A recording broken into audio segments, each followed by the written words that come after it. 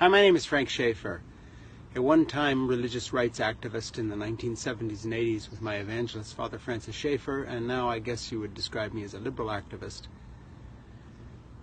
Doing my bit in the resistance to the worst president this United States has ever elected in my lifetime, certainly.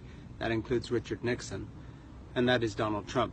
But, you know, as we talk about impeachment and hearings and Russia and Putin and corruption and the nepotism of his family and Breitbart.com and all these other people, let's not lose track of something. The only reason Donald Trump is president is because we had a black president, and the resentment of the white oligarchy and the racist and the xenophobic white evangelicals who designed an entire Christian school movement in the 70s and 80s to try to end-run integration. These people who followed people like the segregationist Jerry Falwell Sr., whose son now runs Liberty University, are reacting to the first black presidency. And their reaction was to elect the most unqualified president to replace perhaps the best president this country's had in my lifetime, the most erudite, the most educated, the most well-spoken, the best temperament we've had in a president that I can remember, a true leader. And it's almost like a parody of something like Paradise Lost or Satan's Fall from Heaven, whatever it might be. The reaction against this wonderful figure of President Obama, who endured an 8-year slow-motion lynching by the white mob, the oligarchs, the alt-right, the white supremacists, and all the rest of it. It's almost like a parody. You know, I don't even think Shakespeare would have cooked up something like this, to go from someone so luminous and so bright and so well qualified, but also just so deeply human, the good husband of a wife, a faithful father, someone who is there for his family. And instead we get this adulterous swine, this philanderer, this molester of woman, this person with criminal impulses who lies his way through life, this con man, this multiple bankrupt, this person who's opened this whole Pandora's box of a relationship with our sworn enemy in Russia, and the murderer, the mass murderer, and the assassin and killer Vladimir Putin, who kills his opponents, who jails them, who beats them. To go from Barack Obama to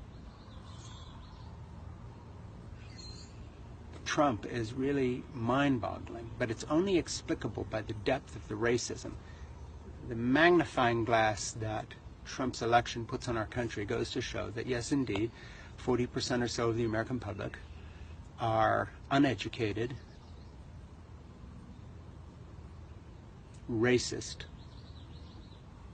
fools who occupy this white underclass that, by the way, is where all the so-called real welfare mothers live. White older males my age are the people who are essentially out there sucking up dollars from the federal system, from Medicaid and Medicare and Social Security and unemployment benefits and disability, huge amounts of white males on disability, in comparison to the productive black community that the whites like to disparage, who are forging ahead economically, and that in spite of the mass incarceration of the new Jim Crow, where male black men have been locked up on the dubious pretext of minor drug charges by the millions to try to control that population out of black ascendancy into our culture. And so I just want to point out, you know, as we struggle, as we resist, let's remember the truth of the matter. The entire fiasco of Trump is made possible by the resentment of white fools, from the billionaire oligarchs and people like Jeff Sessions and Mike Pence, all the way down to the know-nothing twits flying Confederate flags on the back of their stupid pickup trucks, roaring up and down highways. This entire stupid movement, this fart in the wind, which will blow away and be replaced by a multicultural, decent, fair society that will look at this moment with mind-boggling propensity saying, what on earth was this about? Just remember this. It is a reaction to a first black president. And otherwise, none of this is explicable, especially the fact that the Republican Party continues to go along with this mentally unstable, unfit fool.